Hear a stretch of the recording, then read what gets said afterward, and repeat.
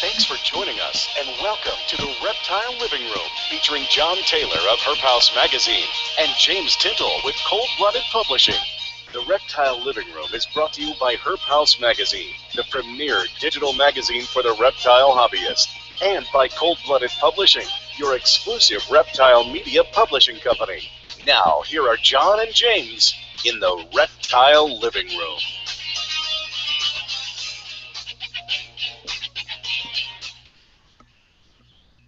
Good evening and welcome to another broadcast of the Reptile Living Room. We're the only independently produced and distributed live reptile broadcast available today.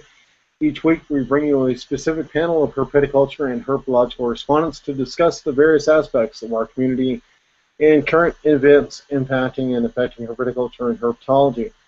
Reptile Living Room also brings modern day technology to our community through our interactive platform. Interact with our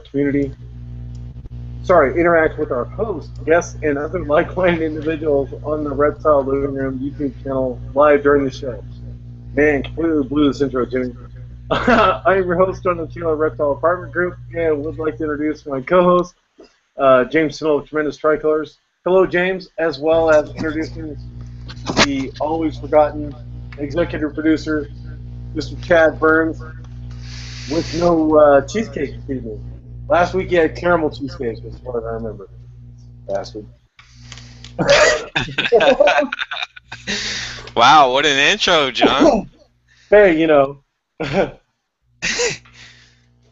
Quite the intro for this Thursday. I guess it's par for the course for the week, for the month. This week, this month, man, it's been rough. It's been really just, it's been a nightmare of inconsistencies and things we didn't need to happen. But tonight's different. Tonight we're talking about sociability and snakes and reptile intelligence and cognition, and everything is okay with the world. So let's run through our sponsors. We have sponsors to go through. Actually, let's go ahead and make the announcement here. For anybody watching, let's go ahead and make the announcement that Reptile Living Room will be moving to a new day as of probably the end of September, beginning of October. We'll have all the information out, but we're going to move to a new day. We're going to move to Tuesday nights at 9 p.m. So before I get into that, just want to let everybody know that it'll be Tuesday nights at 9 p.m. Due to scheduling issues of guests, it just makes it so much easier on Tuesdays versus Thursdays. We all know football season's around, so everybody wants to sit at home and eat popcorn and drink beer on Thursdays watching a football game. So, what is football? Oh, that's where the wife beaters and child beaters actually get on a field with some helmets and try to beat each other up.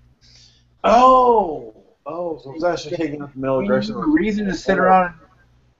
You need a reason to sit around and drink beer and eat pizza and stuff?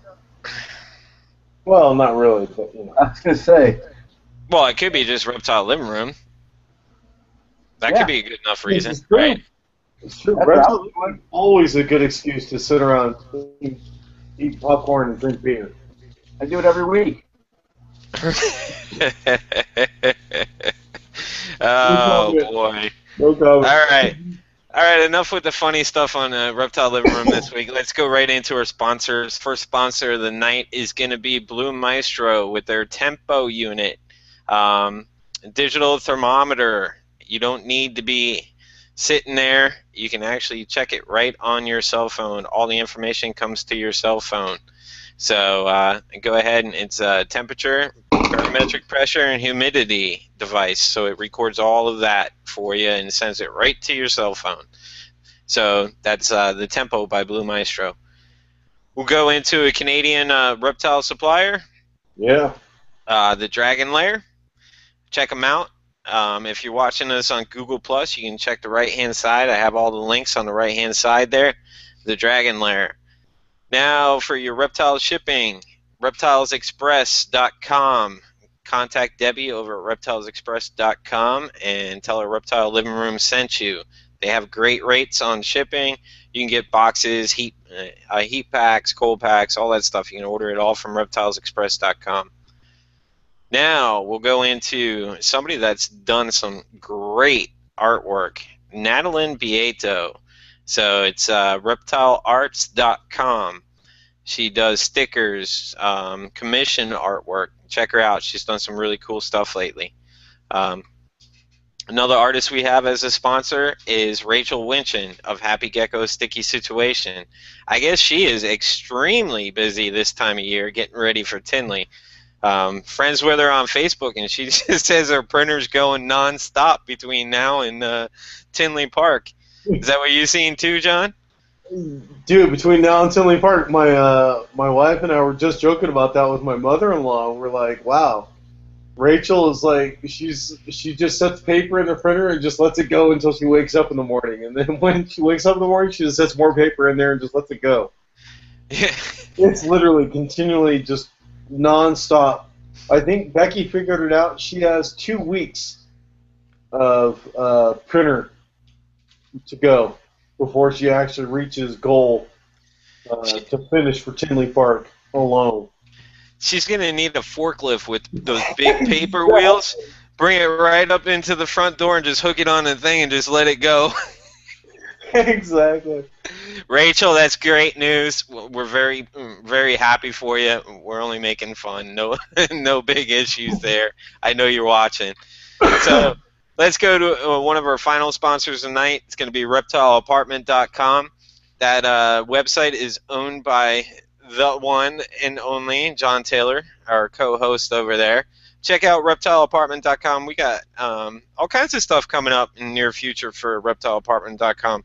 John, you want to give them a quick overview of what reptileapartment.com is all about? Oh my gosh. Captive care, scientific articles that you might not receive somewhere else as far as the reptile blogosphere or reptile websites are concerned. James does a great job of reviewing all the scientific articles and actually not necessarily translating them into English, but he puts them into context where most regular readers can understand. Versus James talking about chromatophores and retiphores and all of the weird scientific stuff. He just basically throws it out in English so we can all understand it, what he's talking about. So there's lots of scientific articles, lots of captive care stuff. We actually have some new guest bloggers coming on board. Christina Miller has just started with her, essentially it's another Ask the Vet column, similar to Herp House Digital Magazine, but it's actually for free right there on Reptile Apartment. She started off with metabolic bone disease, which of course is a concern to all lizard owners as well as reptile owners. So definitely, yeah, check us out, reptileapartment.com. Sweet. Yeah, I'm pretty excited with some of the guest bloggers we have lined up going into the new year, the end of this year, new year. Should have some really interesting stories on reptileapartment.com. Yeah, to say the least. And just so everybody knows, it's kind of part of the Reptile Apartment group. Reptile Livingroom, reptileapartment.com, reptileapartment.canada.ca, and HerpHouseMag, kind of all into one. So, and then, of course, that is it, unless you want to check out ColdBlooded Publishing on Facebook. And if I would ever get off my lazy butt and get the website up and going, I could send you there. But unfortunately, I am tied up with all kinds of other work going on. Yeah, something like hatching out, really cool snakes and selling them to collectors over in Japan. Whatever. Yeah. You know how it is. Yeah, the rough life. Clean and poop all day. Yeah, clean snake poop. That's what we'll do. So, Chad, you got anything on the agenda for this week? Anything cool come across your feed this week, or are you just kind of sitting back enjoying yourself this show? Yeah, I'm just kind of chilling this one. Oh, man, whatever. I've got a lot of things in the works, so I'm reading some articles right now as we're speaking, and I got some big things coming up for us, so. All right. You're reading articles and working on the show all at once. Multitasking. That's awesome. Great. All right. So Every this, dime. what's that, Chad? You get every dime worth out of me, man. Paychecks in the mail, man. Paychecks in the mail. Checks in the mail, exactly. All right. All right, so, John, what do we got for this week's show? It's actually... This week, definitely one of my favorite shows. Get to talk about snake and reptile cognition, family values, just everything about Crotalus that you could ever want to talk about. Melissa is going to cover that, or at least I'd probably say 99% of it. I've had the courtesy of interviewing Melissa before when she was first starting the research. Well, I wouldn't say first starting. Probably a little while into the research is when I finally caught up with her. She's doing some incredible research on the behavioral aspects of one of my favorite species, the Crotalus, or rattlesnake species, as they are known to most of our generalized public. She's been doing a number of years researching rattlesnakes and their behavior, as well as the family structure, and just a lot of different aspects. Everything she and the advocates for snake preservation stand for are the exact same values that Rise Against Rattlesnake Roundups, yourself, myself, and Chad stand for. Don't kill snakes. Educate people about them, so therefore they'll know and have a better knowledge when they encounter them again. Hey, this is a cool species. It doesn't, it's not out to get me. It's not out to kill me. But we'll get into all that with Melissa's interview and find out some of the family structures and some of the cognition that actually goes into rattlesnake research. So, with that, we'll introduce Melissa Amarello from the Advocates for Snake Preservation. Boy, are you tongue-tied tonight, man. I'm telling you. Dude, it's horrible. Professor hiding in your shirt must have got your tongue. So, Melissa, welcome to the show once again. How are you? I'm good. Thanks for having me. Awesome. So, last time we had talked, you were just finishing up the research on the different aspects of the various rattlesnake families that you had found out at Mule Shoe Ranch, I believe. Yeah. So we're kind of finished up at Muleshoe, and so we're actually going back to do more work at the site where I did the work for my master's degree, which is in central Arizona. It's on public land. It's not on a private nature preserve, so we have to be a little more hush-hush about where exactly it is, as But yeah, it's following up on sort of trying to get some data to add to some long-term information on sociality and getting into some genetic stuff that we weren't, you don't really have time to get into that stuff with a master's because it's 2 or 3 years is all you get. Yeah, that limited time frame, that kills you. That's understandable. So, talk to us about what your research has so far discovered. As far as much as you can tell us anyway, without going into the protected secrets that you're going to defend your thesis with and stuff. Really the only information that's protected is the location. The rest of it I'm pretty open with. I think we'll get it published soon enough where no one's going to sue us because it takes so much work to get to this point. I'm not worried about it. Yep.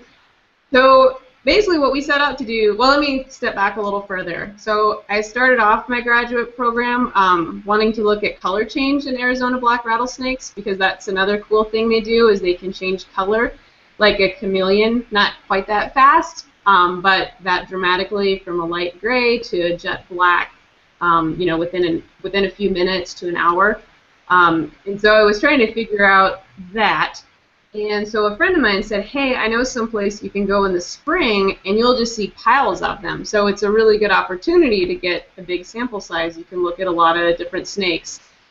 And once we went to this place and saw these piles of snakes, kind of lost interest in the whole color thing and figure out what this was all about.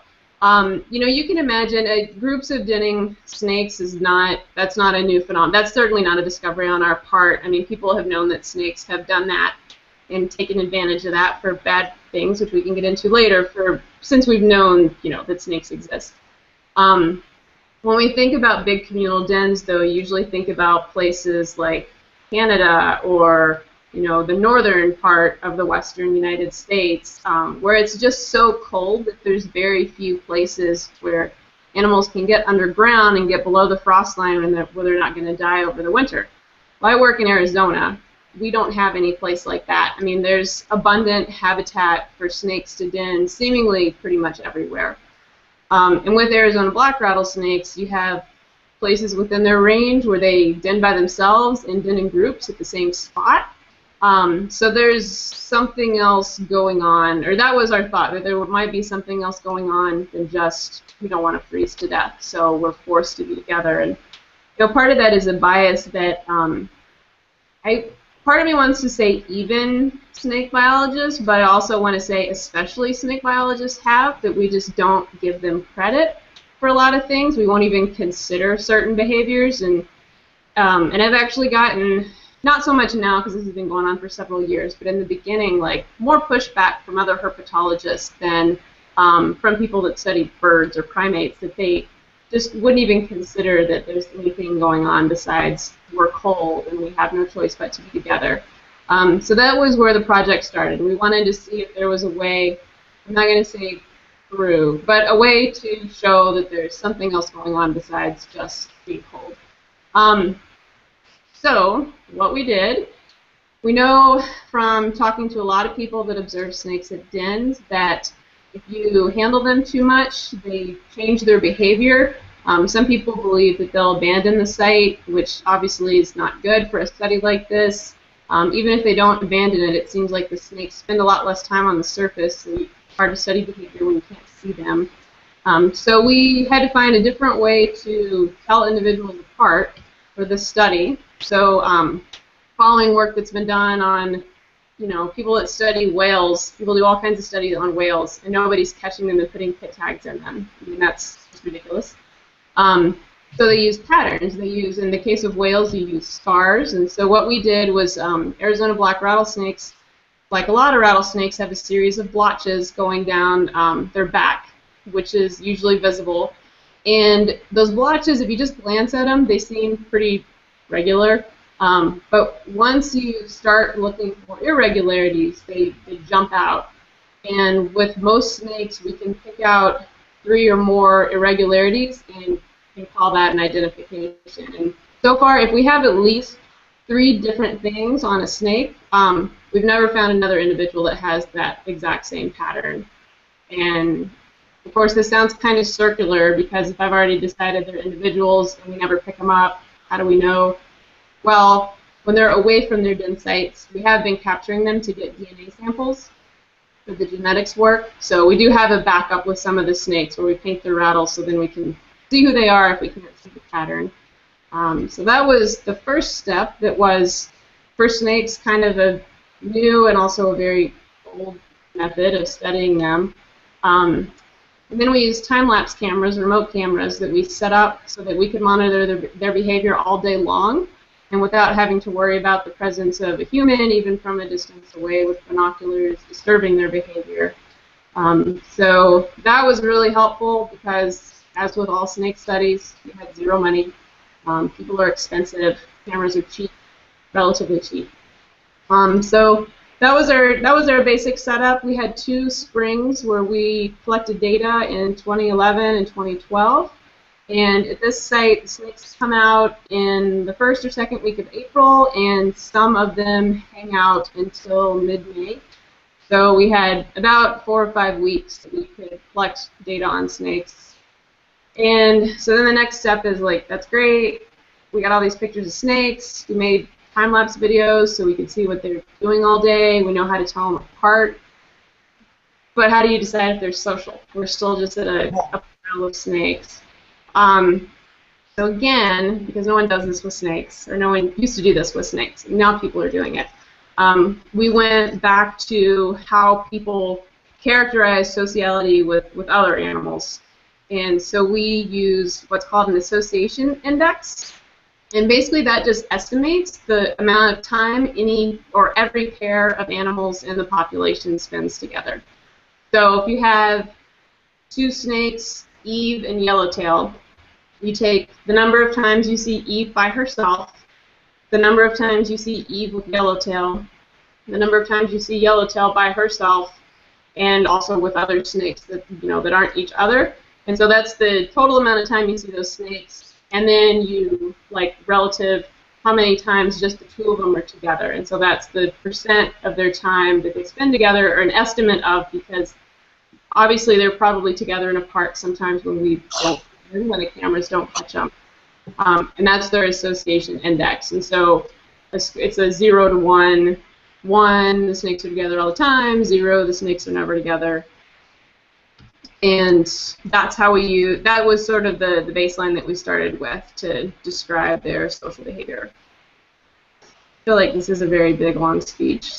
No, not at all. It makes it easier to understand, actually. Yeah, it's a little bit easier with some graphics. So I will go ahead and say on snakepreservation.org, there's a link at the top for our publications, and on that page there's a poster that we presented at Biology the Pit Viper this summer, and it has a graphical representation of how we calculated that, and also a lot of the other data I'm going to talk about tonight. It makes it a little bit easier than trying to explain it when you can see it. So those association indices kind of formed the basis for everything else we did. So the next step in describing this community of snakes, and if there's any kind of structure going on, is we did social network analysis, which is like Facebook. And it is actually kind of like Facebook if you think about how Facebook works and how you have friends on there and how you find new friends through your current friends. So there's actually a plugin in Facebook where you can analyze your own network. I mean, that's just for nerds, but I did it. It's fun.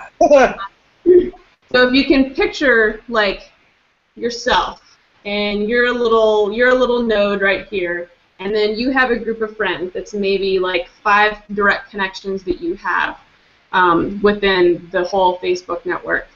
And then each of those friends has 5 or 6 friends. And so thinking about it like the 6 degrees of Kevin Bacon thing, so you're connected through so many connections. And so basically we look at the whole community of snakes like that, and who ever associates with who, and who does and who doesn't. And your default is, well, all the snakes use the same site. That's how we defined a community. And you might expect, if they weren't making choices about who they do and don't associate with, that there would just be some average. So they're out, each snake is out 3 days out of the whole sampling period, so that means they're not going to be associating with 100% of the other snakes, but there's some average calculation. So we figured out the average association index. From that, we were able to figure out if the snakes were spending more time than what we would expect with certain individuals. So if they're actually making choices. So if there's 10 snakes that use a site on a certain day, are all of those snakes out together, or are only some of those snakes out together? And we had to look at it on a day by day, because there is a pattern to when they emerge from the den. So the pregnant and non-pregnant females and babies tend to come out first, especially the babies that come out first. They leave the den really fast, probably because a lot of them didn't have a chance to eat last summer before they went underground. So there's that pattern too that you have to take into account. But anyway, the short answer is that we did find that the snakes were actually making choices, that they did have some snakes that we call friends that they are associating with more than what you would expect if they were just random piles of snakes. And then there were other snakes that they avoided, and actually most pairs of snakes never associated at all, which was kind of surprising since they're all using the same place. Really? So most of the quote-unquote mated pairs would never associate again? Yeah, so if you look at, these are any pair, so it's any juvenile with any other juvenile, any female with any other female or male. It's just, if you can picture a matrix, so we had, at one of the sites, the simpler of the two sites had 19 individuals, and so you have whatever 19 squared is divided by 2 possible pairs, because it's each one associating with each other. But most of those snakes never saw each other at all. So they would just have certain, so they actually had certain individuals that they picked. Some of it was probably due to environmental conditions. They like to be out on the same days, but again, even within a day, they have snakes that they choose to bask with and snakes that they choose to not bask with. That is wild. Yeah. And that's a total nightmare. It's even harder to explain without having slides. It's the first time I've tried to do it without my slides. And see, kids, why you should take math in high school. No. Oh my gosh. So they would actually pair. They actually showed a preference for one another versus just, well, we're presuming, of course, but it would seem that they showed a social preference. I like hanging out with this snake versus I like hanging out with that snake. Yeah, I mean, statistically, which is in science the only way that we, support or get rid of any idea that we have. I mean, statistically, yeah, they're making choices. They have preferred partners to hang out with, and they have other snakes that they avoid. And then we looked at those association indices, and there was a pretty big range. For some snake, it was some pairs of snakes. They spent very little time together. You'd see them once, and it ended up being like 2% of their time. And then we had other animals that were together, like 55% of their time. Or those are not real numbers. I am just taking them out of the air. But yeah, there was a pretty big variation, and so with that, because we were interested in are some of these bonds stronger. People have theorized that a lot of the snakes that you see hanging out in the spring, that they might actually be mated pairs. Maybe those are males and females that get together later on. Maybe they're mothers with their offspring from previous years. So we wanted to see if there was some meaning to stronger bonds versus less stronger bonds. So we categorized we took the average of all those association indices, and if any given pair were together more than twice as much as the average, then friends. And we had friends that were female-female, female-juvenile, juvenile-juvenile, no male-male. Males and males will hang out with each other, but they're not very good friends. So they'll hang out together, but they're not friendly with each other. Yeah, not for like extended period. Yeah, they don't hang out together for extended periods of time. They don't 100% avoid other males, but we didn't see any bonds with them like we did with any of the other groups, which was interesting.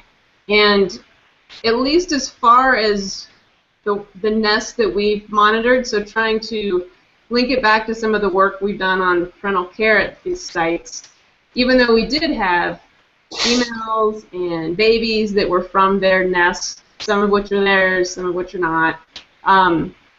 Those explain very few of those friendship pairs too, which was interesting.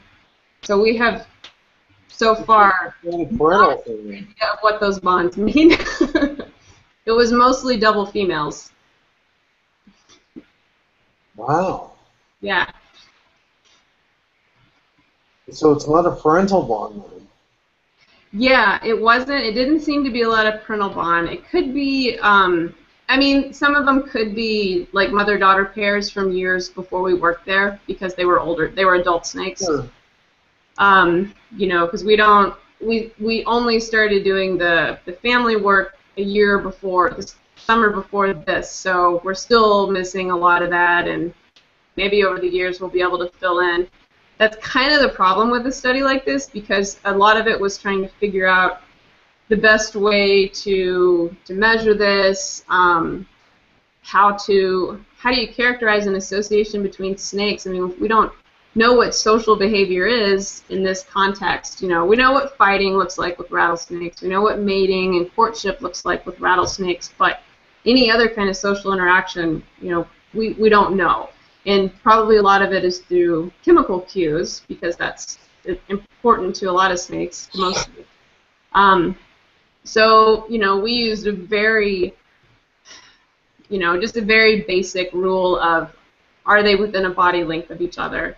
So basically trying to capture, can these two snakes smell each other so that they have the ability to make a choice? And that was what we call an association. So it kind of opened up a lot more questions than answered, other than the very basic, you know, the thing I've been wanting to get at for 4 years. Are snakes social?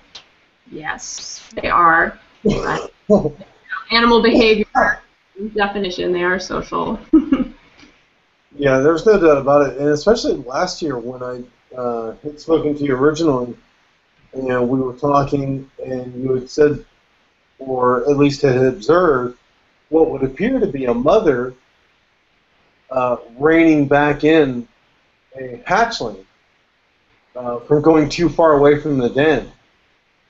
Yes. I remember you had caught that on film, and I was like, "That's it. That is the epitome of, you know, social behavior." And you had actually said, "Well, we can't go that far yet because we still haven't finished the research yet." Do you think we can approach that now, as far as saying that yes, that was a social behavior versus an instinctual behavior?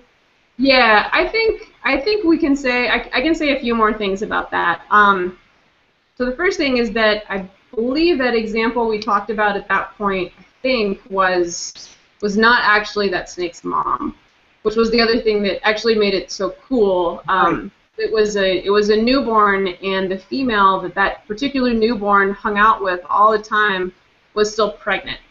And now that, so that was 2010. That was the first year we worked at this site, and Wow. now we have 3 more nesting seasons that we've monitored them as well. So we've seen this behavior repeat with other snakes, and if there's more than one adult at a nest site, the snake that gives birth, once she gives birth, you don't see her anymore. She's there. She'll stay in the shelter because she has no reason to be out. I mean, they don't want to be out if they don't have to. Anyone who's ever been in the field looking for snakes knows this is the case. Even when the weather seems great, they're not out because for them that's the most dangerous thing to do. So why, unless you have to? That's why you don't find them. So spoiler alert, everybody. Exactly. So once they give birth, if there are other snakes around that can take care of their babies, they stay in shelter. So if there's still another female that's pregnant, they're just like, you take them. If there's a male hanging out at the nest site, which we've seen 4 or 5 times now, I think. Every year there's been at least one male observed at one of our nests. Then they'll leave the babies with him. As long as there's somebody out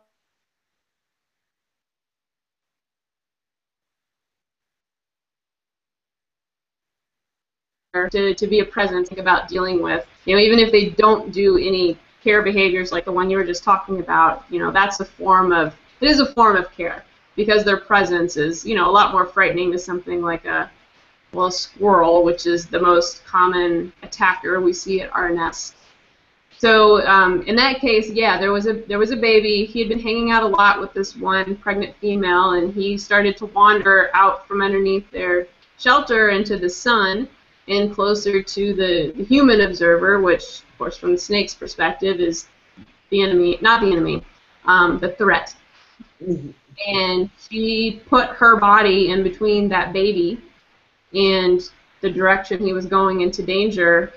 And, because we can't understand what they're saying to each other, it's hard to interpret with animals sometimes what is actually a signal.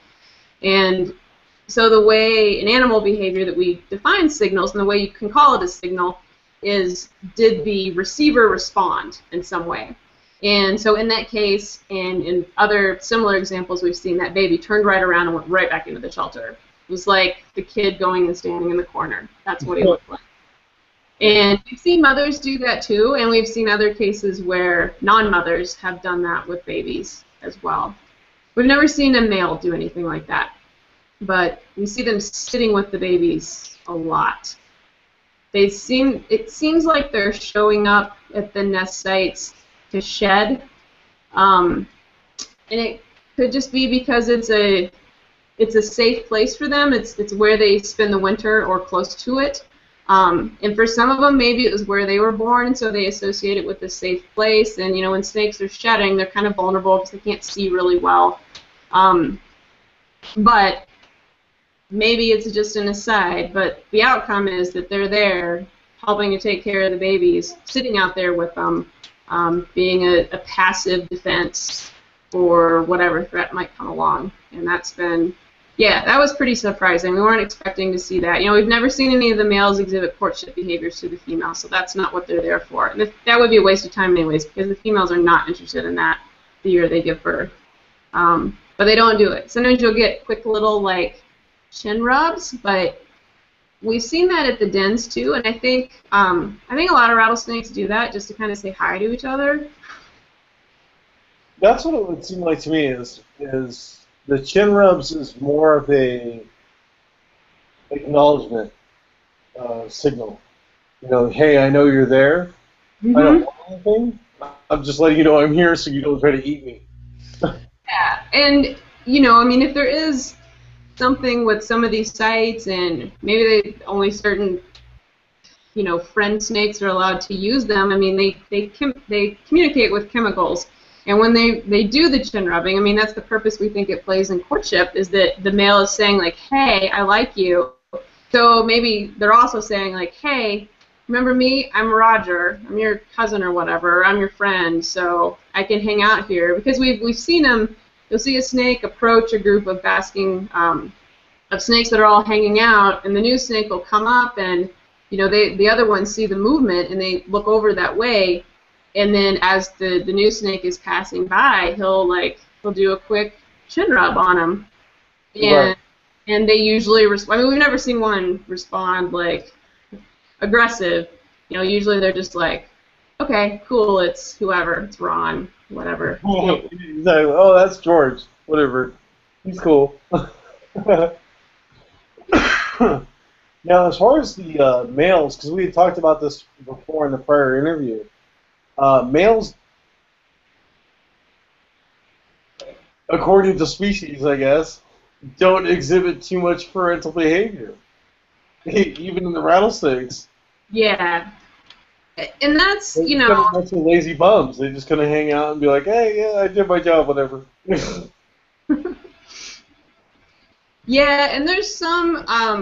I forget. I should know this stuff, but I've now been out of grad school too long. There's some evolutionary theory where you can predict how much parental care males should exhibit based on, like, their investment and, like, how often females give, and I forget. It had something to do with territory sharing, so you do see some stuff like that with some of the Australian skinks that have all the crazy cool social behaviors where they have like family groups that build tunnels together, like these crazy elaborate tunnel systems, and that stay in little rock piles their entire lives, and some of them mate for life and are actually behaviorally and genetically monogamous, which is really rare in any animal. Like most birds cheat on everybody thinks birds are monogamous. They all cheat on each other. These skinks are one of the few that don't. Because evolutionary, it doesn't make a lot of sense. So with snakes, I mean, based on what we know about them and how their parental investment, you wouldn't predict that males would have a role to play there. So when we see them at the nest sites, you know, it could just be that they're there for other reasons, because they want to shed. You know, we're not sure. We haven't done radio telemetry at this site, so in other places, the males, when they leave the dens in this species, they travel really far. So if that's what they were doing here, it would make no sense for them to come all the way back. And we're talking really far, like a mile or two, and these are not huge snakes. So that would be ridiculous for them to come this far back just to shed, but our males may not be doing that. Maybe they're hunting nearby anyway, and it's just a convenient spot. I don't want to make too much out of that until we start analyzing some of the DNA, and I'm real interested in who are these males. We know that, the exception of one, they all share overwintering sites with the females whose nests they hang around. But we don't know if those are also the dads of any of these babies. We don't know if the den site, what most people assume is that since male rattlesnakes tend to search far and wide for females, that I think the way that they avoid inbreeding is that the males probably only mate with females from other dens. And if that's the case, they're not the dad of the babies at the nest site, but maybe they could be like uncle. They could be her brother or a son from a previous year. And so that is the kind of thing we're hoping to tease apart with the genetics. But it's just been slow going. It's hard to catch a lot of the snakes at this point, and we really want a more robust sample size before we start doing the blood work. We do have someone who's going to do it for us, which is cool.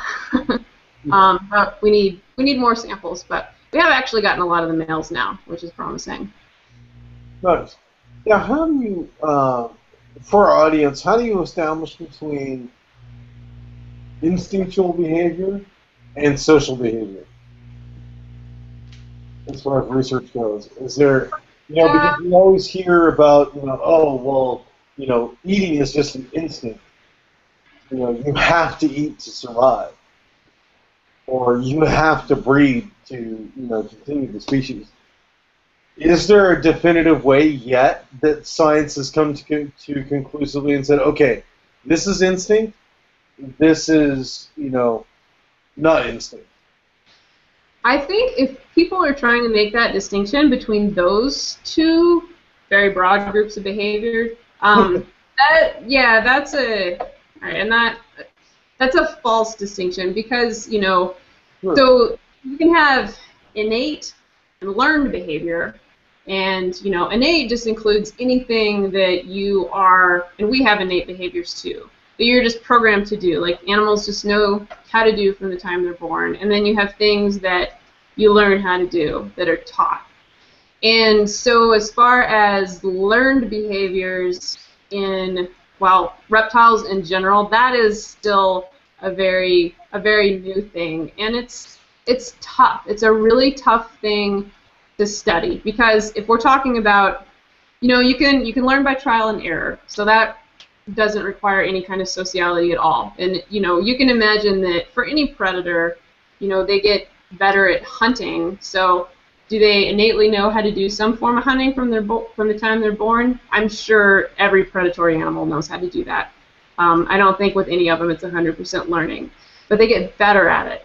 And with with a lot of predators, that's through playing. That's why your cat likes to chase a ball around. It's not because they're into balls. It's because if they were in the wild and kittens, that's how they learn to kill things and chase things and hunt things down. That's why they're attracted to stuff that moves.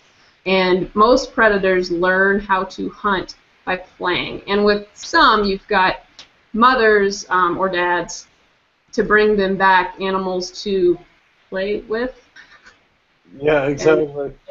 Anyone has seen a house cat play, in that horrible way, but I mean that is how they learn the proper way to kill something. The parent brings back something that's a not so dangerous prey, so that when they do try to attack and kill and eat something that is dangerous, then they know how to do it. So as far as we know with rattlesnakes, no one has very clearly observed parents or any other snake teaching them how to do stuff like that, like hunting. There are some data to support a different type of social learning, and it's an indirect thing, and this is based on some work in the lab by Dr. Rulon Clark that I think you had on the podcast a long time ago as well.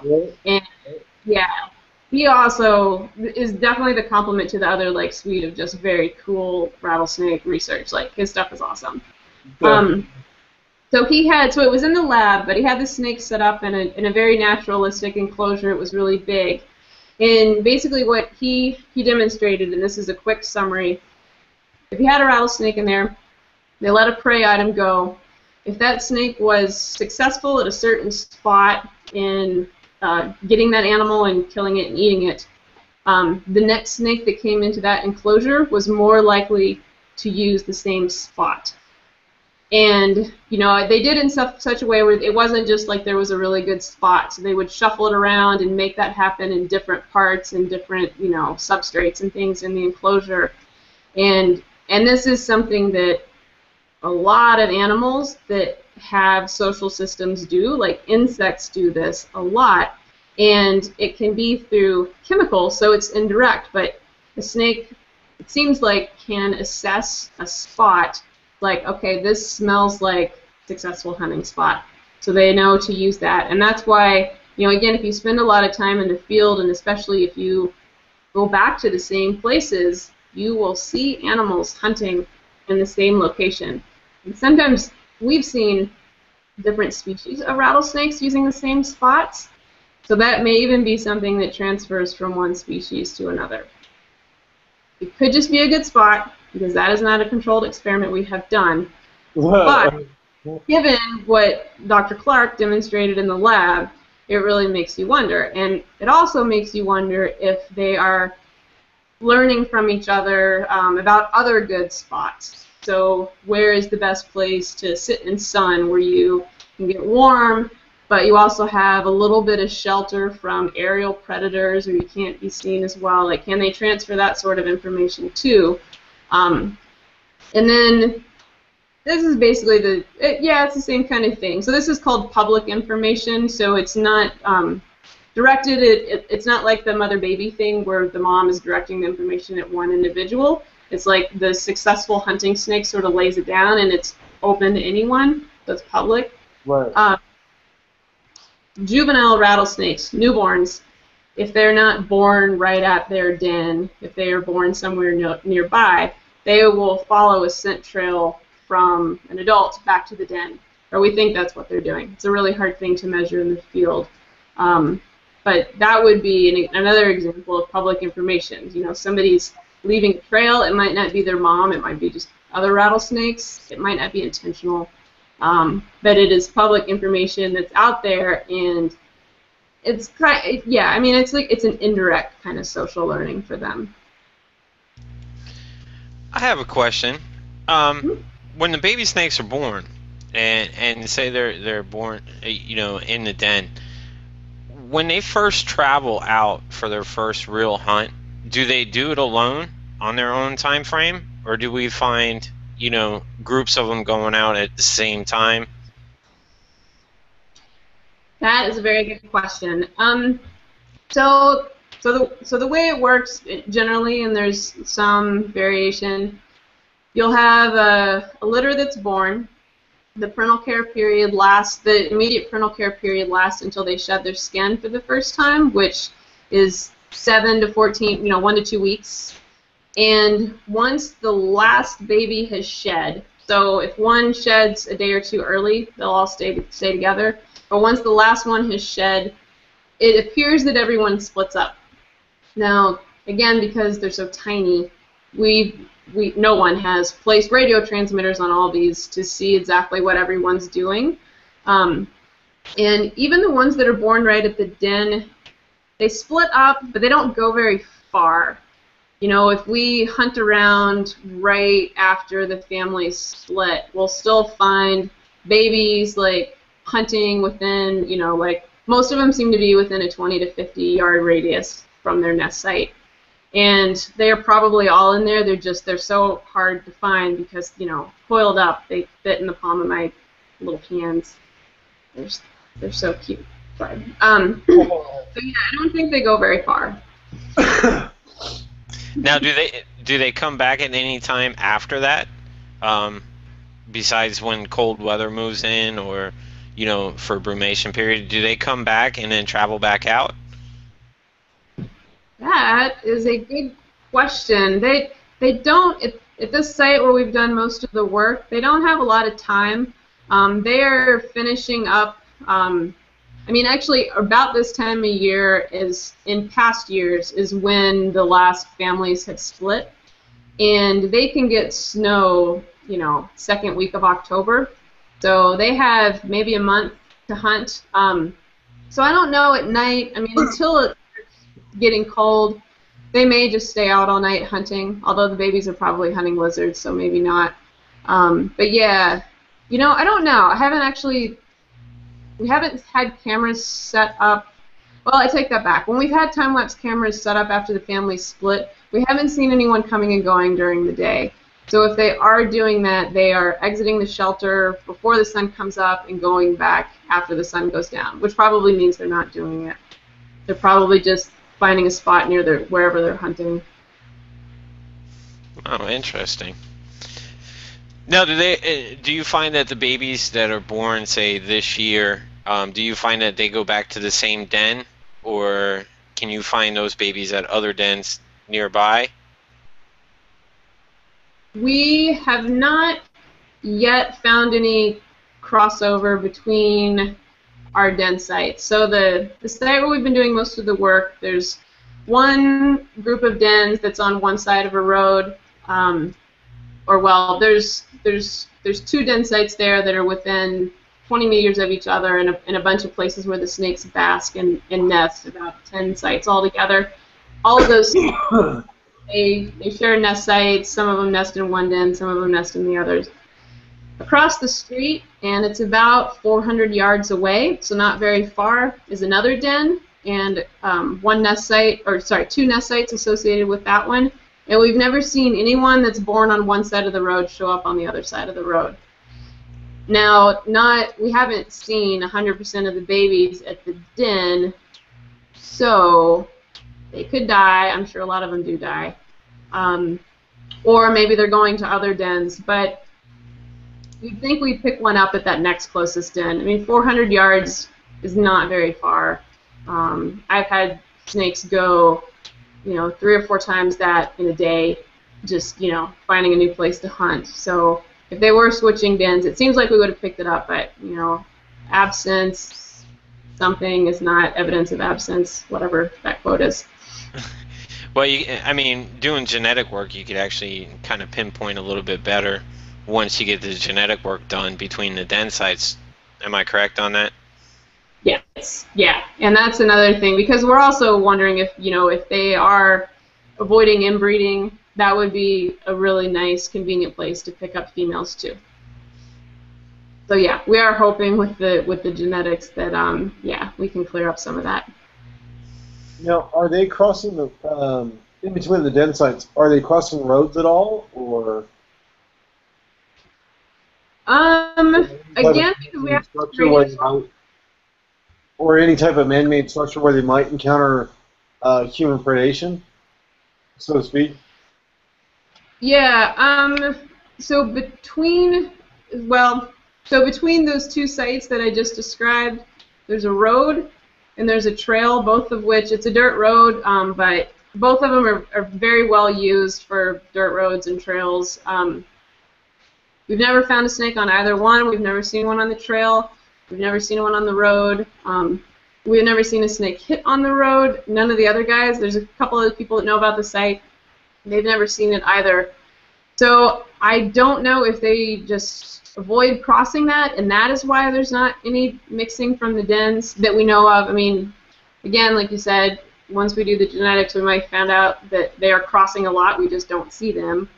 But yeah, that could be the barrier, or for whatever reason we just don't find them. I'm not sure. Okay, so it's basically like an like almost island populations, like we had spoken of before, where there are specific populations divided by a certain landscape feature, if you will. Yeah, these are, because it's a dirt road. I would be really surprised if it turns out that is a total genetic barrier, like you would see with, well, again, like Rulon Clark found that with timber rattlesnakes that he studied, that the presence of a road was a better predictor of how closely related snakes were between dens than the distance necessarily, or it helped. You could have two dens that were closer together, but if there was a road going through them, the snakes were not as related as dens that were a little further apart, but there was no road in between. So it certainly has an impact on them. I think most of the roads in his study were more developed than ours, because it's like a two-track. Well, it used to not be a four-wheel drive road. Now it is, because they've gotten so much rain this year, which is good. But, well, sort of good. Most of the traffic on it is ATVs anyway, unfortunately. But yeah, so it could be, but I would be surprised just because they're so close if it is functioning like island populations, but it could be. Okay. Now, as far as the ATVs and human predation, for lack of a better term, do you guys see anything impacting your study sites as far as seasons are concerned with the ATV traffic and things of that nature? It's something I worry about constantly, but so far we have not seen anything at that site. It's scary. Almost all. One of the snakes was gestating this year about 10 feet from the trail, which is the closest anyone has done. I don't know if she ended up giving birth yet because it was Labor Day weekend. I don't go up there on Labor Day weekend because it's crazy. It's a really heavily used site for camping and especially hunting. And so once it gets close enough to hunting season here, where people are out scouting, we stop going because we don't want to draw attention to the sites. If people, we're afraid that if people see us walking over there, like, what are they doing off the trail? Because no one walks off the trail here. Why would you do that? So yeah, I think working in our favor is that people, at least at this place, are lazy and they hardly ever get out of their vehicles or off their ATVs. I mean, even the hunters, like when they shoot something off the road, they drive over and get it. Like they don't walk over there. The people on the trails, they're mostly on horseback and mountain bikes. And so I think they're more watching where they're going or talking to each other than looking around. We had a snake in the hand one day, taking blood and doing measurements, and a group of hikers came around the corner, so we're all crap, and hid behind a rock, but still we were 50 feet away from them. They sat down and had lunch there. They never saw us. People just we just kind of that because they should be enjoying this. I mean, it's a beautiful, beautiful place. It's this gorgeous pine, and it's just lovely. But they don't look around, and I mean, it's a good thing in this case because I think even though it is that close to trails and roads, no one ever wanders over there and has seen the snakes. Because I think if someone had, something bad would have happened to them because it's not a hippie, animal-loving crowd really that's up there, I don't think. They don't come across that way. They're more give me a crowbar and I'll tear apart the den type people. That's kind of what it seems like, yeah. Or at least they're going to shoot them.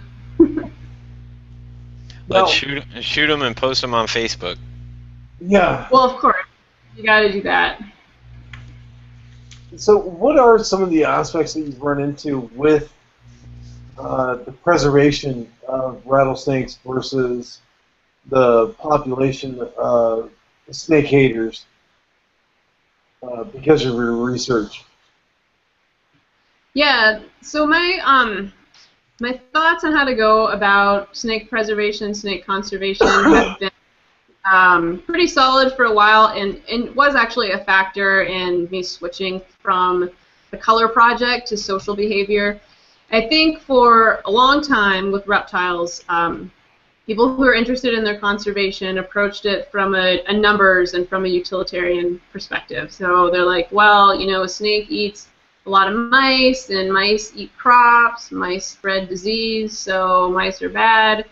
Snakes eat them, they're good, so we want to keep them around. And I think that message is appealing to some amount of people. But if you look at what conservation groups that are interested in other animals do, no one ever talks about the impact of whales on plankton and whatever else they eat. You know, you never hear, like, we need to save whales because they eat a lot of plankton. Even with sharks, like, the shark people the last couple years have been doing a really good job with promoting sharks.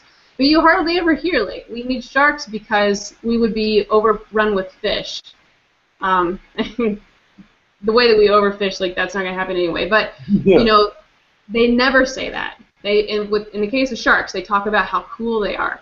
With whales or with chimps, you know, they talk about how they have families and they take care of their kids. And they pick on these behaviors that people like. They're things that we can relate to. We're social animals. We have families. We place a high importance on other humans that take care of their kids. And we do that with animals too. That's something that we find very appealing.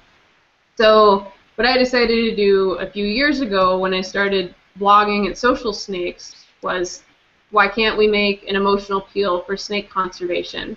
I realize that it's not something that's traditionally thought of as cute, and whatever, you guys are wrong. They are so cute. But, you know, why not? And I got laughed at, especially by my graduate advisor. He was just like, there's no way.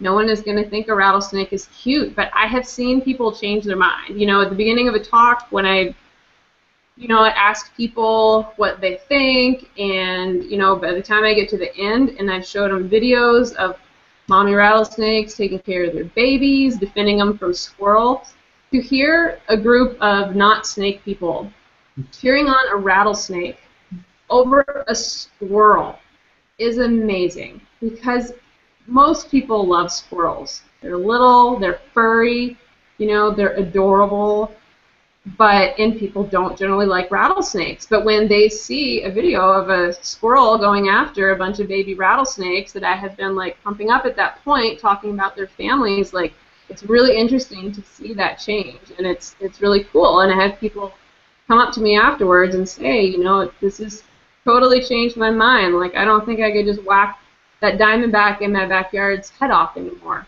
Even though it's a different species, it's a different situation, but now when they look at snakes, instead of the first thing that pops in their mind being evil, and sinister, and sneaky, they think babies and families and social groups, and, you know, at least it gives them some other things to think of instead of just the way that they're usually portrayed in movies and myths and stories. And, you know, even on documentaries, even the old documentaries that we now think of as good, before there were the crap that's on now, they still usually, when they show, you know, you show a rattlesnake, you show them coiled up and rattling. I mean, a lot of us, when we put pictures up, we like them.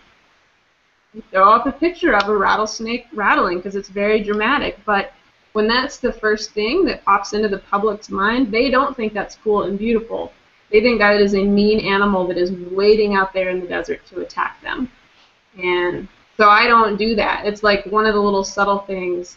I never post pictures anywhere of snakes behaving defensively. I use one picture like that in my talk to explain this to people. Like, this is what you usually see. This is what that actual individual looked like before I pulled him out from under the bush and, you know, threatened his life in his mind. But yeah, because it seems like such a tiny thing, and it actually makes a huge difference with people. And how are you doing outreach to the public as far as the Association for Snake Preservation? Yeah, so we have a couple different venues. Of course, we have a Facebook page with a very nice, like, very engaged community. It's wonderful. People share our stuff. They love to have conversations in the comments, which are maybe surprisingly to anyone else who also runs Facebook pages, they're not all bad. Sometimes they're actually quite nice. And we're getting a pretty strong following on Twitter as well, with people sharing and having conversations that way. And so that's nice because we can reach a much bigger audience that way. I don't think it has the same impact as in-person stuff does. So we still do outreach presentations around Tucson, Arizona, which is where 2 of the founders of ASP live, and then our third person is in the Bay Area of California. So we're now able to do presentations there as well, where we show videos of some of these behaviors I've been talking about, and talk about some of the threats that snakes face, and how we are battling a lot of that with education, but we're starting to get into some advocacy type things too, and campaigns, most of which unfortunately I can't talk about yet, but hopefully we'll be able to discuss publicly soon. And then, depending on the venue, I have some live animals, some live snakes that I bring out as ambassadors for their species. So that really helps, especially with kids. It's one thing to talk about snakes not being aggressive, but even when they just see one of my juvenile rattlesnakes sitting in a cage, but he's just sitting there, not trying to strike anyone, he's not in that defensive posture, it's really hard to get him to rattle. That makes an impact, but getting to hold a friendly gopher snake makes a huge impact on a lot of people too. And eventually, and I think we finally found a place to do that, around Tucson, we're going to start taking people out on snake hikes so they can see some not scary snakes in the field as well. There's a B&B near Tucson that has a very healthy population of diamondbacks, and they're doing what I wish everyone did with rattlesnakes in their yard. They're not herp people, they're just really into nature in general, and they decided a long time ago that instead of moving their snakes or killing them, they named them. They figured out who was who, and they just took the time to observe where the snakes like to hang out, and they know every place in the area, like right around their house. The public goes because it's a B&B, so they have the public in and out of there all the time, and when you arrive, they walk you around and they show you every bush and every bird feeder that the snakes like to hunt at, and that way they just know to exercise extra caution in those areas. And because of that, they have known individuals with known habits that show up at their place, and it's pretty rare for them, they told me, to see a snake in a new place. And so they just know when you're walking on this part of the path, you be careful. Over here, you can spend a little more time looking up at the trees to find birds. And that's something that I'd always thought would work. Really interesting to see it in practice, and it was really cool. And to see it from someone who's not, a herpetologist, somebody you would expect to do that. We just decided that was a better way, a safer way for them. And it has been. They've never had an incident. And one of their snakes is named Cartman, and he's awesome. And you've done that a lot with dealing with outside of the scientific community. You found a lot of support for your research and things of that nature, where not necessarily herpetoculturists, but people that are out in the field have relayed to you den sites and things of that nature, where they're like saying, hey, you might want to check out this den site versus this other one, as far as places to research and things of that nature, have you not? Yeah, I have had a couple people approach us about that, and some members of the public who are just interested. There's a guy local in southern Arizona that finds diamondback rattlesnakes on his property, and he wants to build them an artificial den in his yard, and he reached out to us about helping with that, and I'm not sure if we'll be able to do it this winter, but we might help him put together something like that, and then also help him monitor it, because we have, we bought 15 cameras to do the social behavior study, and they're just like hanging out in the house now. Well, that's not true. 2 of them are in Belize, but most of them are just hanging out in the house, and so it would be great to do more stuff like that. And I'm also collaborating with a group that's had a long-term study of western diamondback rattlesnakes, and they do radio telemetry, so it's a very different type of data, but we're actually trying to apply some of the social network analysis to looking at the structure of that population, which appears to be so far very, very different from what Arizona black rattlesnakes do. Okay. Interesting. I have a question, Melissa, and it comes with telemetry and that whole thing. Earlier in the show, you had mentioned that due to humans coming to den sites, we've had actually witnessed snakes leaving the site and abandoning the site at one time when they were handled at the site. So I'm guessing that when the telemetry part may come into play for your study, are you going to start capturing them away from the site to stick with that, or you know, how does that play into to role on getting the transmitters actually on the snakes? Yep, that is the main reason why we have not done telemetry at that site. Actually, there's a couple things. So yeah, I don't think we will ever do telemetry up there, and that's part of the reason, because yeah, and the results are mixed. I've had lots of snakes that we've had radio transmitters in at other places that have come back to the same place where we caught them and put the transmitter in them. So I don't think that rule is 100%.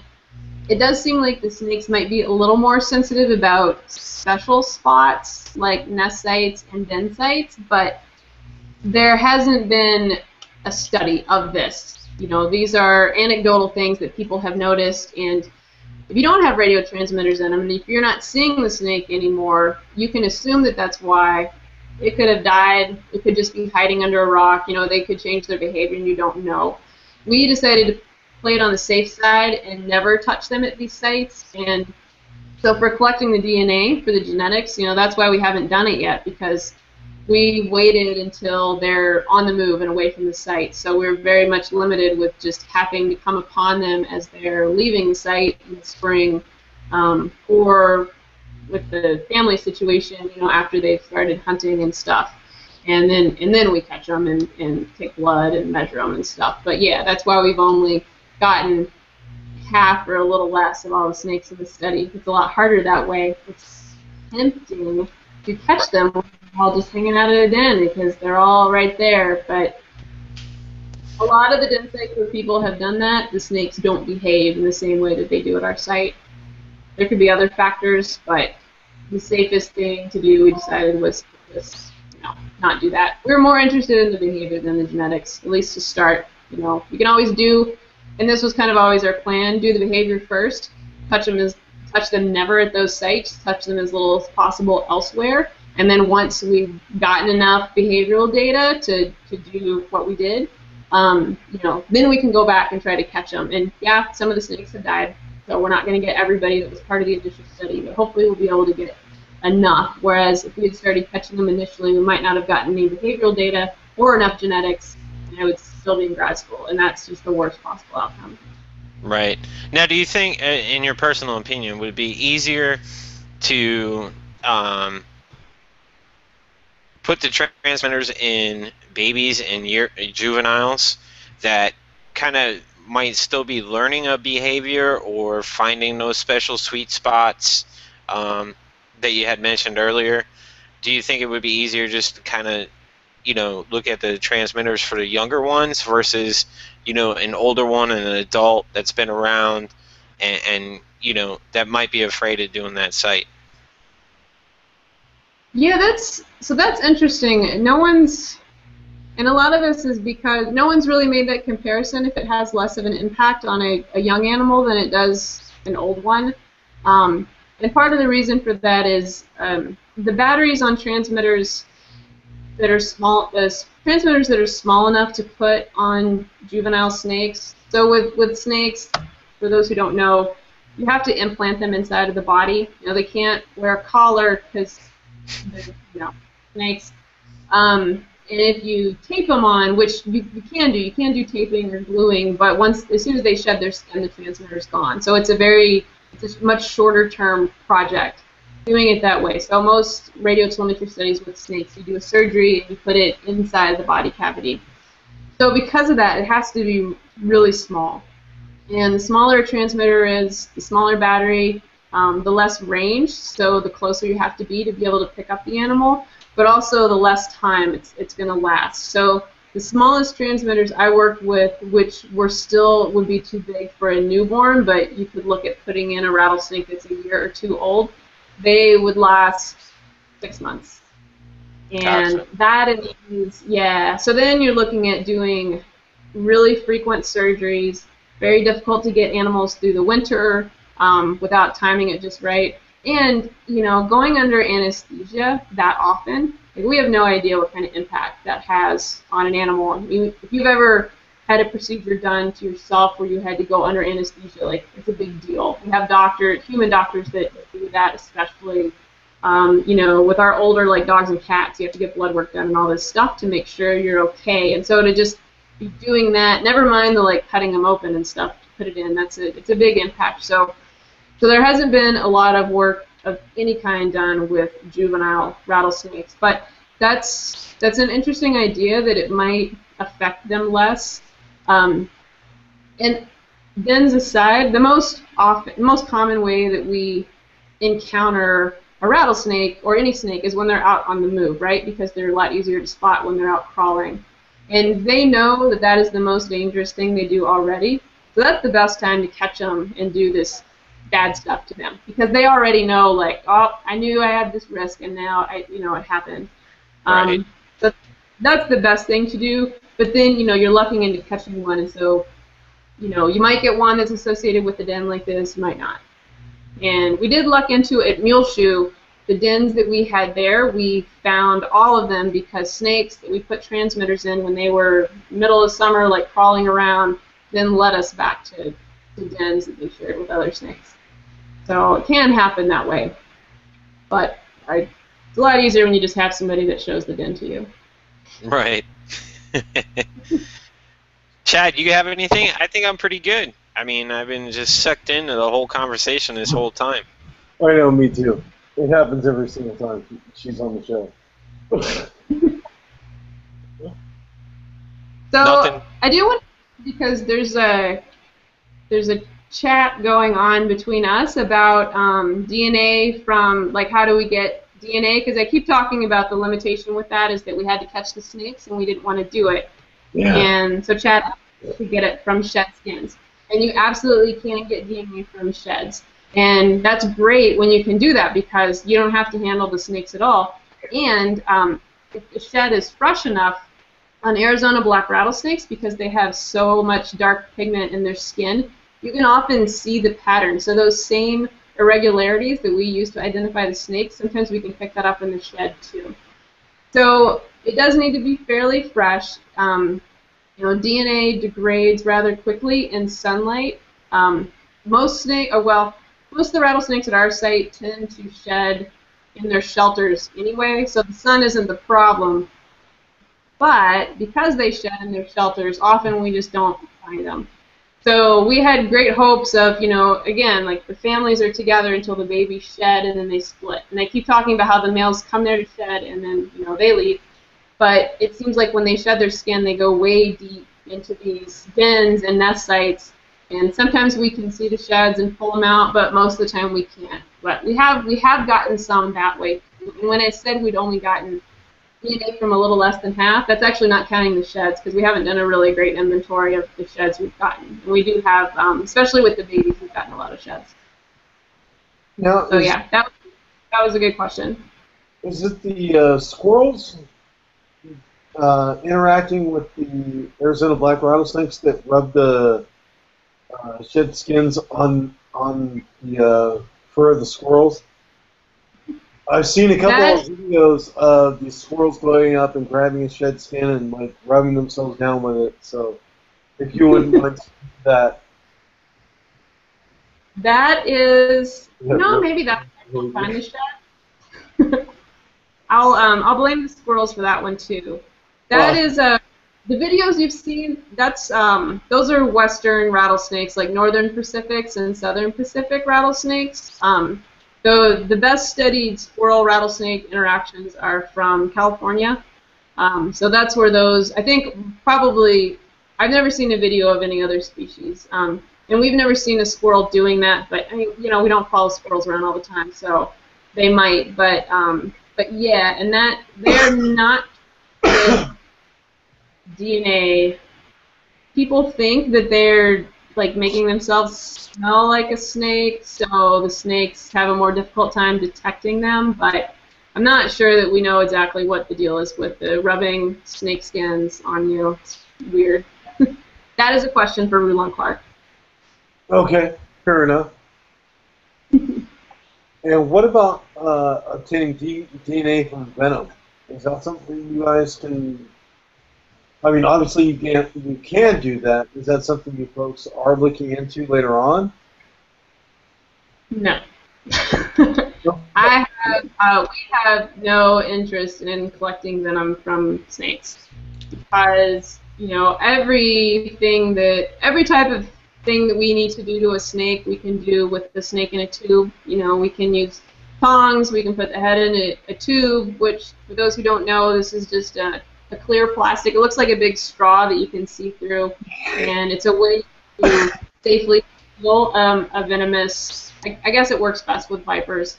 But when you're extracting venom, you have to deal with a head that's not in a tube, and I have no interest in doing that. So, yes, you can get DNA from venom, but wow, that just seems like a dangerous and kind of an invasive way too. I mean, some snakes. I know I had a friend who was looking at venom in Mojaves, and he could like put them through a big tube, and when the head shot out the opposite end, they would just bite whatever you put up there. I'm guessing Arizona black rattlesnakes, it would be a lot harder because they're so timid. I could see them just, not all of them, but some of them, I don't think they would bite. I think you would have to, like, you know, you can head pin them and, like, manually get the venom out. I think that's probably what we have to do, and I'm not interested in doing that kind of stuff with the snakes. There's so many cool questions where I don't have to handle them that much or at all that we will be doing that forever, I think. Yeah, I agree with you on extracting venom. Yeah, no, they can keep it all to themselves. And yes, I don't have venom. I have one last question. Do you ever plan on going back and looking at color change? I was going to ask that question. Because I'm interested in the whole color change thing. Yeah, I know you are. Yeah, it's a really interesting thing that they do. So someday, and yeah, I mean maybe after we get the social stuff published, we have a lot of data. We have a lot of data that we never analyzed. The real stopping point with that was we were trying to do some experiments in the lab, which mostly were just we had in containers that we heated up and cooled down to see if that would make them change color, and it didn't. But what we do have is a lot of photographs that can be color corrected, so we can look at, you know, the situation they were in, the time of year, the substrate background, and see if there's any correlations with anything there. So we have a lot of those data that we have not looked at. And when we started doing radiotelemetry at Muleshoe, we took a lot of color measurements with those animals. So we have a lot of repeated on the same individuals, which we didn't have before. So maybe, maybe nothing will come out of that, but we'll see. Because, yeah, it is interesting, and it's still like whenever I hear one of the myths of why they do it, it's still just like, oh, that's not true, but I don't have, like, data. Darn it. It's frustrating. So nobody behind you has picked it up and wanted to kind of follow suit with that. No, and which I would be cool, and I would be willing to like tell somebody what we tried and like what little we found, but I think that kind of talks a lot of people out of it because they're like, yeah, nope, we tried heating up, nope, it's not seasonal, nope, they're not gray at night and black during the day. They do it both, like all of like just everything. The only And this is just an anecdotal, just an observation, not statistics, but they seem to change color more readily during the breeding season than the rest of the year, which is interesting, and I don't know why that would be, unless it's a signaling thing like it is with chameleons, which you wouldn't expect from an animal that's not supposed to have good color vision, but I don't know. That was something we saw. I wonder if it has to do with emotions. Yeah, someone has asked about that before, and that is certainly the case with some lizards. Like tree lizards will, and with a lot of lizards that fight, you know, there's the aggressive color, which is usually a dark color. So that's how you know if they want to fight or if they don't want to fight. So it could be, and that was one of the things that I was proposing to do, which my advisors were like, that will not work. I wanted to fight snakes.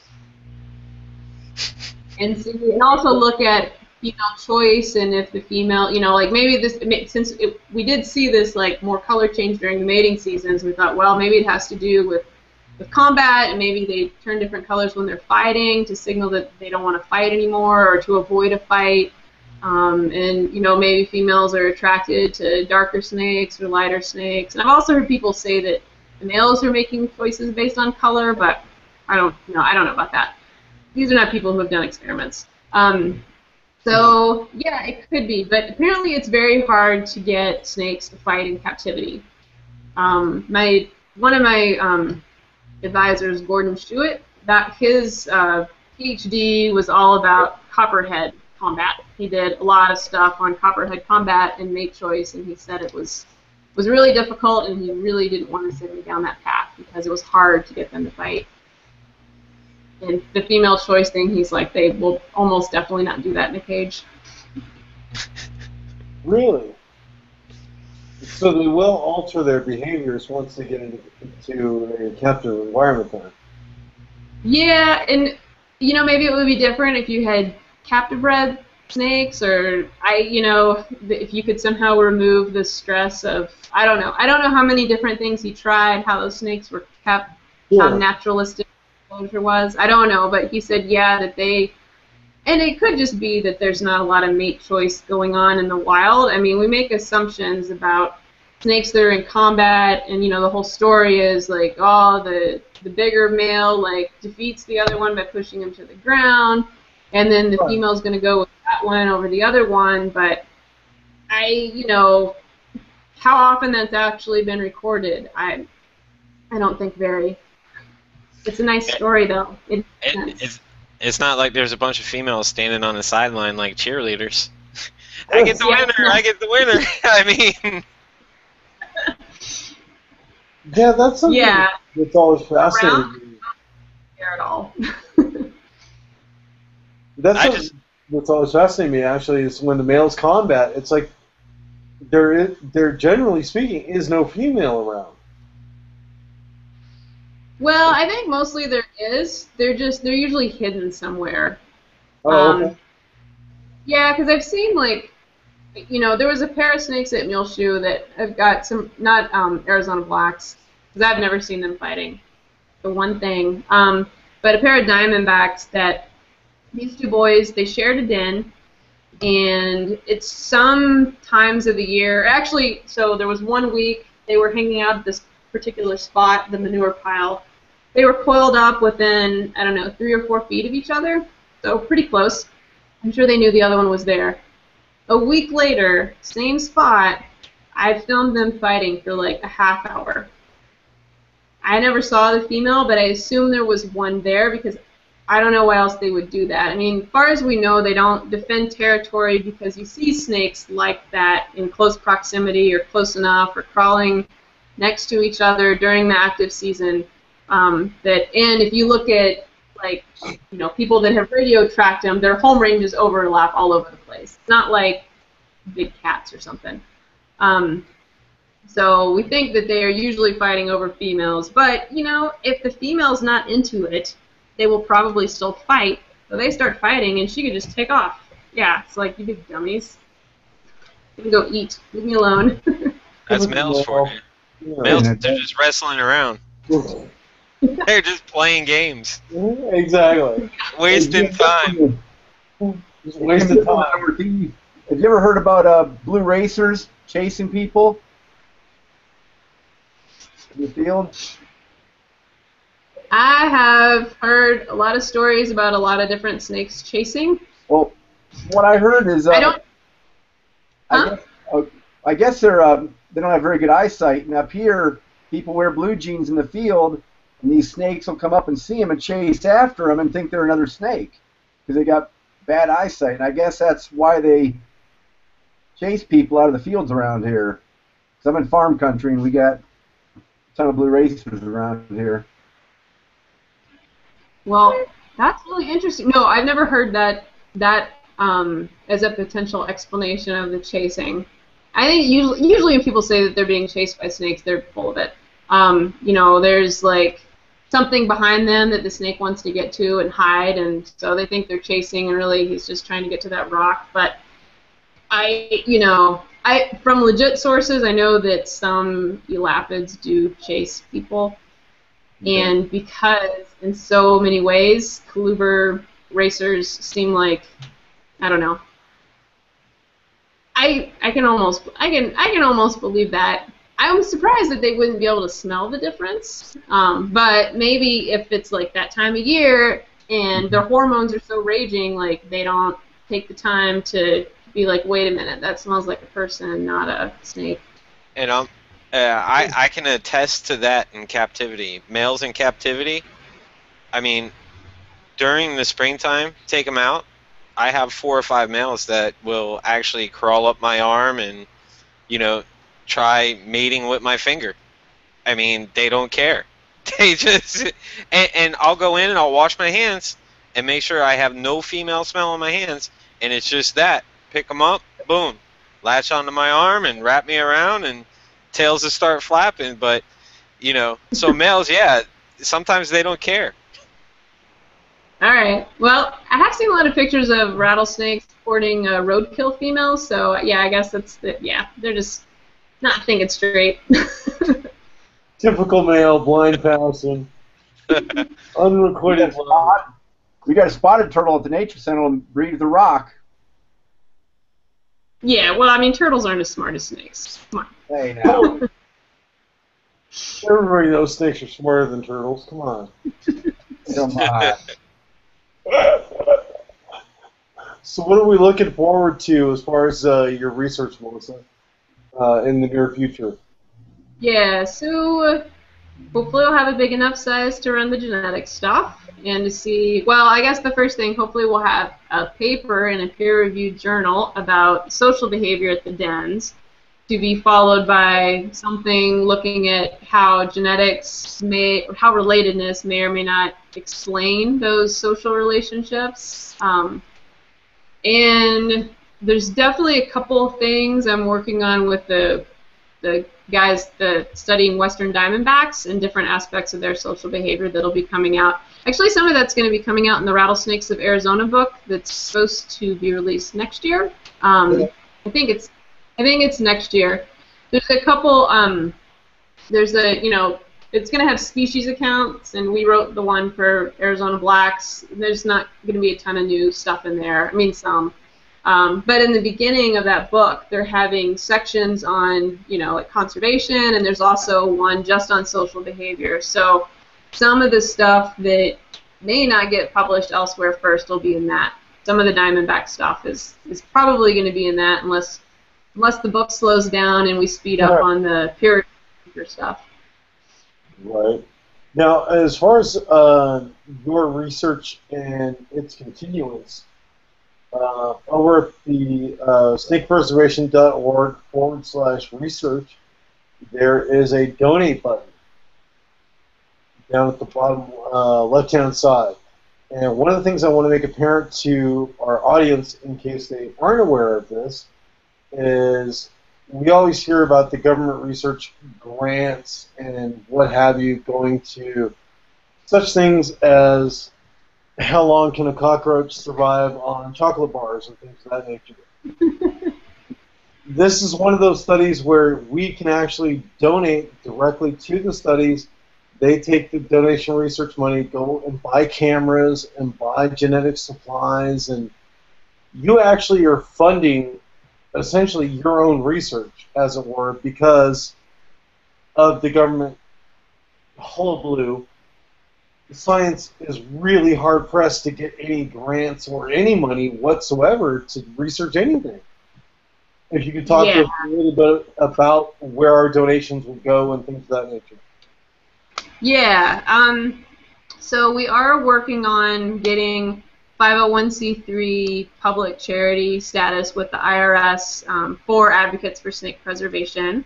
We have turned in our application, so that we should have that back very soon. And the way that process works is once you're approved, any money that you've taken in since you named the group and became incorporated, which we did in April, is tax deductible. So if you're in the U.S. and you itemize donations, any money you give to us, number one, is a write-off, because I see no reason why we wouldn't get that public charity status. I mean, we're not a political group. We're political people, but we're not a political group, and you know, it seems pretty cut and dry. We're obviously not making any money at this.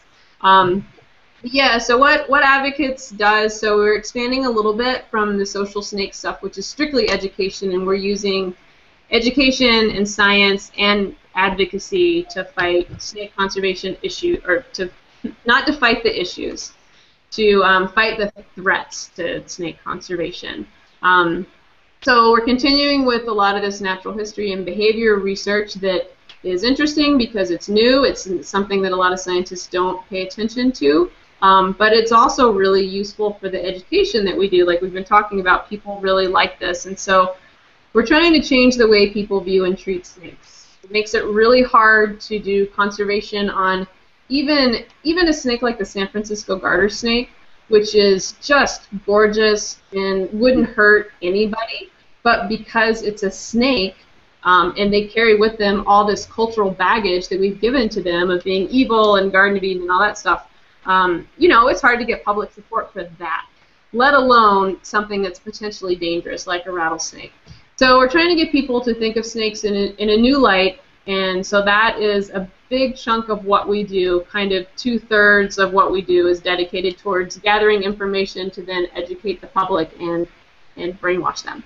And then the other third, the advocacy and campaigning stuff, we're looking at some issues that are not going to be solved strictly by education.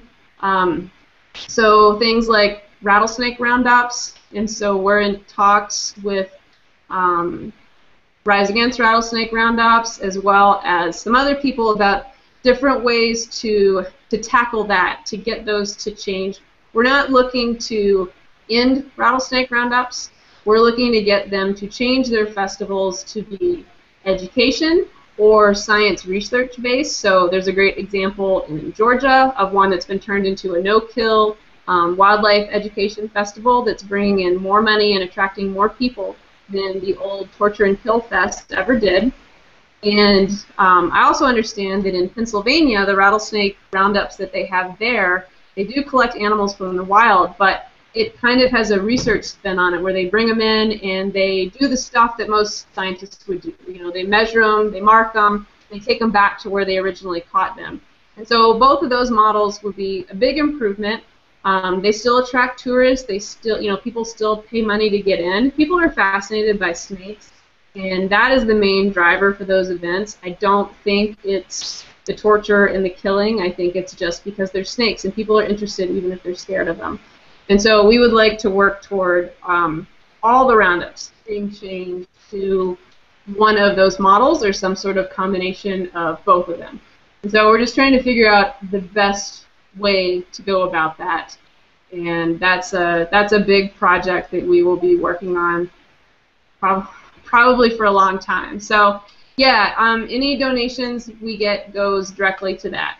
There are 3 of us that work at Advocates. As we expand, we're going to have to add on a bigger board of directors, but those will always be, well, the board of directors will always be volunteers. I'm sure we're way down the road from having paid staff. So the money goes directly into the work we do with snakes, and you know, we have some administrative stuff, although that mostly has come out of our own pockets so far.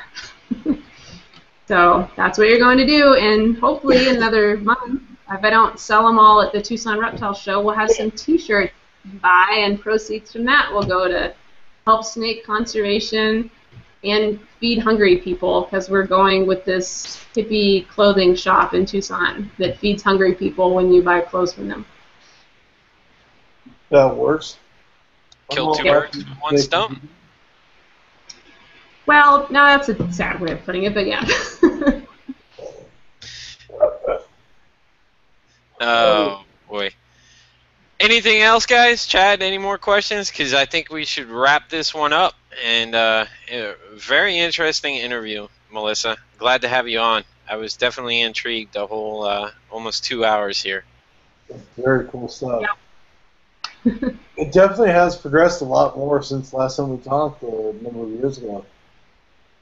Man, that's just awesome stuff. So for our audience, and please take and check out snakepreservation.org. Make sure you donate while you're there.